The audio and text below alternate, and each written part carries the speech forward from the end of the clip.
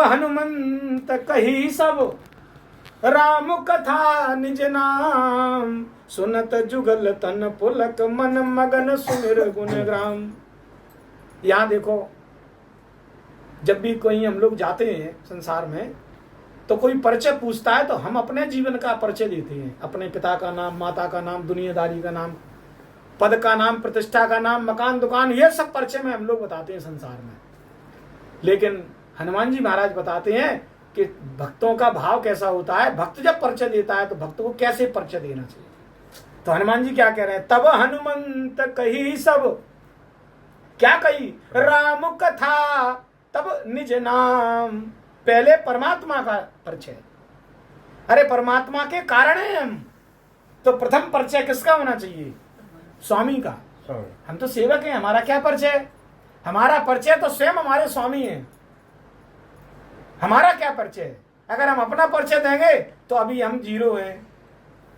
तो सर्वप्रथम परिचय हनुमान जी महाराज कह रहे हैं, ये प्रेरणा दे रहे हैं कि अगर आप भगवत भक्त हो, राम उपासक हो, तो कभी अपना परिचय मत देना तो भगवान का पहले प्रभु का परिचय देना, और फिर कहना मैं तो प्रभु का दास हूं और देश से यहाँ जन्मा हूं।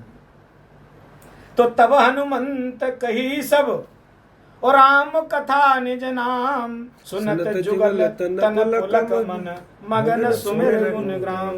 तब हनुमान जी ने श्री रामचंद्र जी की सारी कथा कहकर और अपना नाम बताया।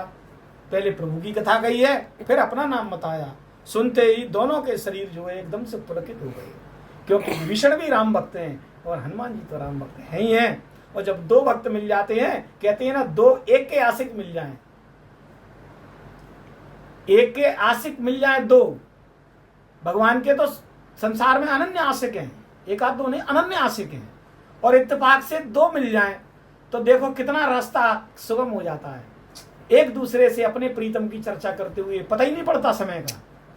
अब यहाँ सत्संग होता है, अपन घंटे 2 घंटे का मालूम पड़ता है, नहीं मालूम पड़ता, क्योंकि सब हम तुम मिलके बैठते हैं और राम जी के आशिक हैं, सब राम जी से प्रेम कर रहे हैं। और राम जी की जब चर्चा होती है तो इतने भी बोर हो जाते हैं, और राम जी की चर्चा के लिए मर रहे हैं, एक दूसरे को देखने के लिए रोज आते हैं, रोज बैठते हैं, रोज कहते हैं। और ज्यादा नहीं है, बाद में ऐसा लगता है आज कुछ नहीं हुआ, आज कुछ हुआ ही नहीं, आज कुछ किया ही नहीं, जबकि दैनिक दिनचर्या के सारे काम कर रहे हैं, लेकिन आज मुलाकात नहीं हुई। क्यों? क्योंकि सब में राम विराजमान है, राम सब में विराजमान है। और जब आप भक्ति के भाव से बैठ रहे हैं तो साक्षात ही प्रकट है।